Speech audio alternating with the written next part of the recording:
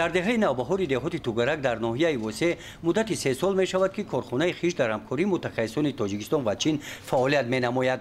کارخانه با پیشنهاد مقامات اجرایی حاکمیت دولتی ناحیه وسه در دوره کارهای بنیادکاری بخشیده به استقبال 35 سالگی استقلال دولتی جمهوری تاجیکستان در دوره هدف 4 ملی صنعت کنونی با سرعت بنیاد گردیده است.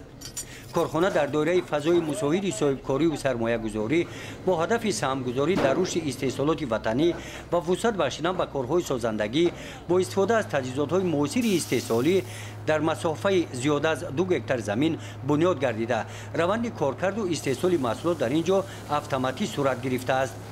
با مورد استفاده قرار گرفتن کارخانه خشت نوبهار طبق اطلاع رهبریت 30 نفر کارگران به کار تأمین گردیدند.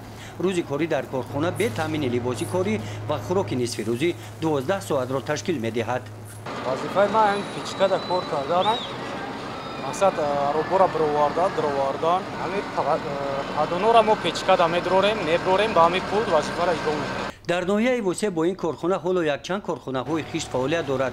آنها این شب و روزها در سمت کارهای بنیادکاری‌ها بخشیده به 35 سالگی استقلال دولتی جمهوری تاجیکستان در تامین انشاءات‌های ساختمانی با اشیاء خام بلندصفت سهم گذاشته ایستادند.